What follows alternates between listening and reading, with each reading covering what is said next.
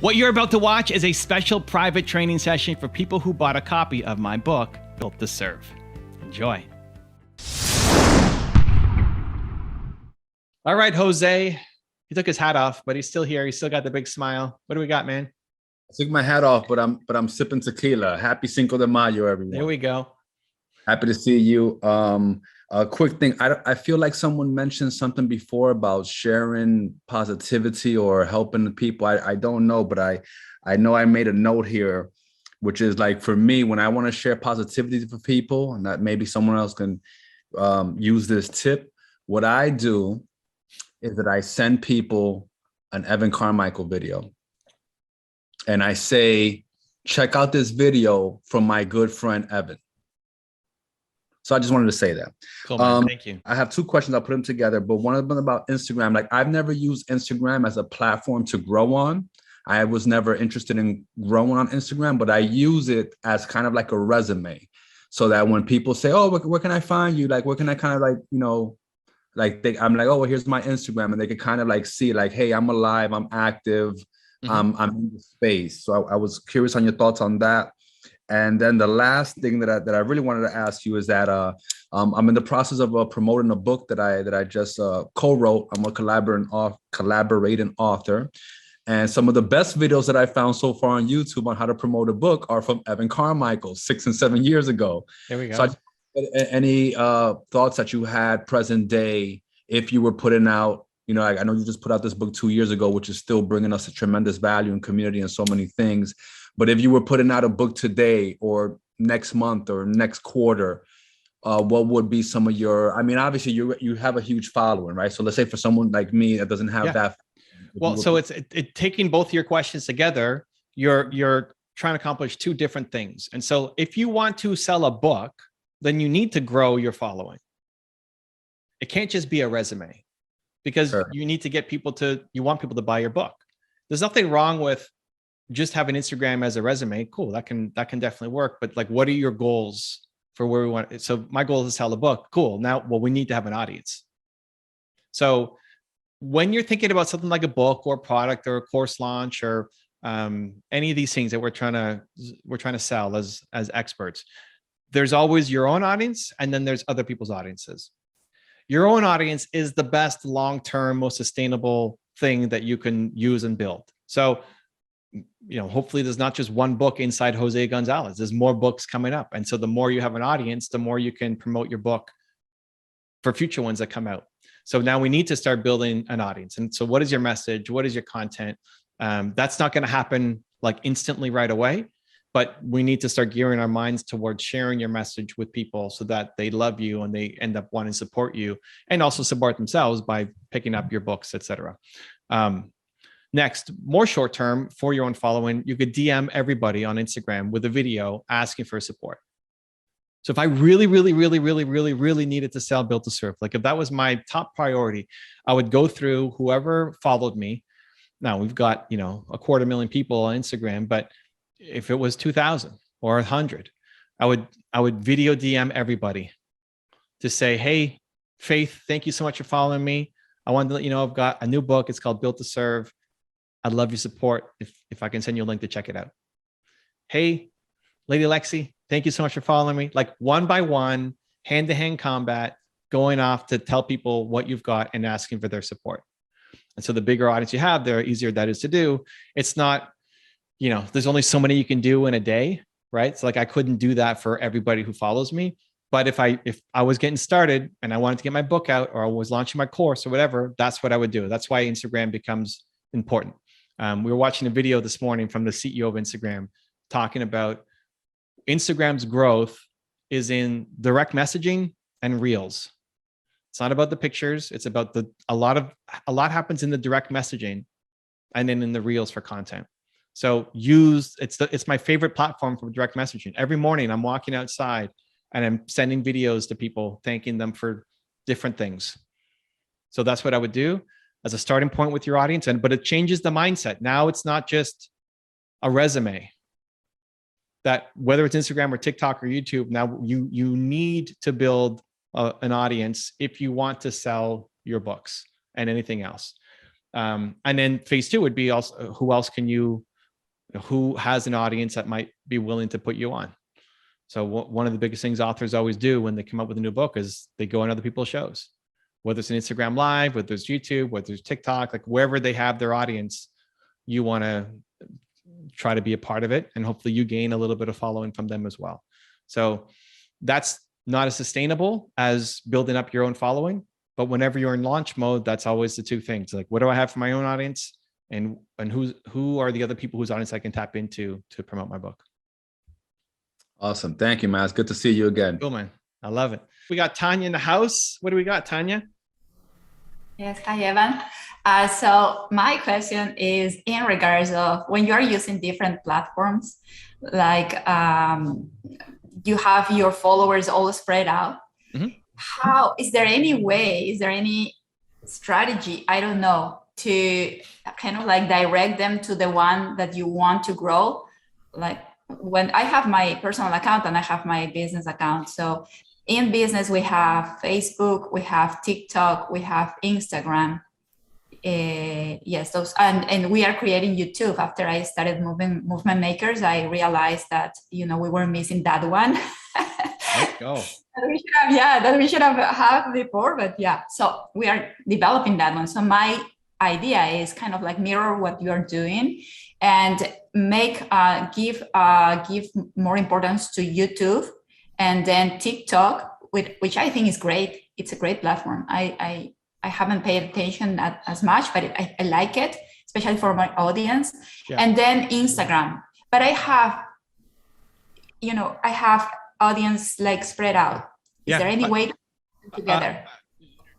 I would say it's not a great strategy to bring it all together. So you want to meet people where they're at. Some people love TikTok and they just want to stay on TikTok. So don't try to get them to Instagram. Like, Instagram, I don't want to use Instagram. Some people love YouTube, so meet them on YouTube. And if you want to have a big message, then like someone like, for me, I want to solve the world's biggest problem. So I got to be where the most people are. Mm-hmm. If you have a niche business and it only caters to certain people, then you want to be where those people are. Like Tony, he was on Facebook, right?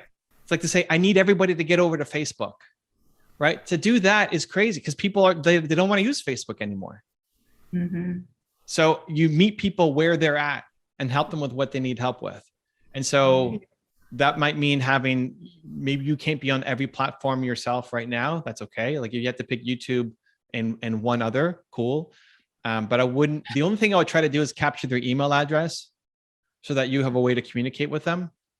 But I wouldn't try to consolidate them because a lot of my audience doesn't want to meet me on TikTok or Instagram.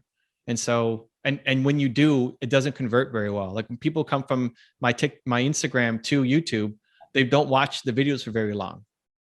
So I actually want them to stay on Instagram or on TikTok or on YouTube, like stay on the platform, unless it's converting to a sale. They're going to hire you for something or convert into an email address where they're going to give you their email in exchange for some bonus that you're going to give them.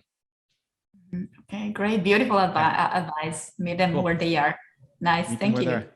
All right. We got 2 minutes. Maria, what do we got? Let's do it. I don't know. It might be too much, but we'll do what we can. So I keep grappling with this for years. I have a niche problem where I have 2 separate websites and I get clients from both. And so I'm sort of, since I joined Movement Makers, I Body Confidence Solutions.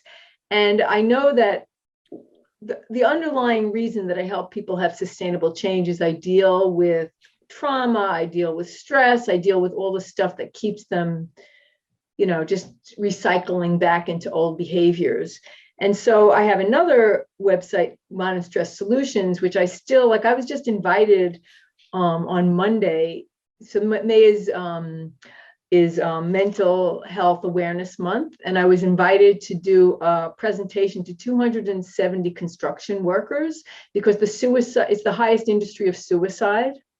It was so gratifying. But the point is that I love doing that kind of stuff around stress management, so like people that look at Body Confidence Solutions, they think, well, she's a health coach. I talk about transformation from the inside out, and I go deeper in my videos about living in your body and having a more better connection with your body. But that includes releasing stress, trauma. So it feels a lot to have 2 separate websites. I do 2 separate newsletters every week. It's sort of crazy. And I don't know if there's a way to, I mean, they are both connected. And you know, my story is that I healed from multiple eating disorders, but the stress solutions is really the how, you know? Mm-hmm. So I don't know. I guess my question is, do I even notice when I do my lives on Instagram and people, there's some people that like, they really want to learn some of these techniques, even if they're not struggling with their weight. So do I just keep my niche, like with, you know, health around weight, food, or broaden it? I mean, I get more gratification out of, well, I guess at all of it. As long as I'm serving and helping people to uncover the stuff that's keeping them stuck, that's the piece for me, whether it's weight, addictive behavior, or, you know, depression or any of that. So I think it's something a lot of entrepreneurs struggle with, through the branding and how many brands do I have and how many websites and how many accounts. It is very taxing to have multiple accounts and multiple domain names and multiple emails and multiple Instagrams and multiple TikToks. It can be very, very demanding. It's usually not worth it. So you have a couple scenarios. One, you leave one that's just more on autopilot, that's there, that we're not taking it down, but we're not really doing much with it, because if something comes in, cool, but it's not really where we're putting our focus. Or 2, you combine them into one, and the one brand is not a brand name like Body Confidence Solutions. The combination is Maria Lipuma.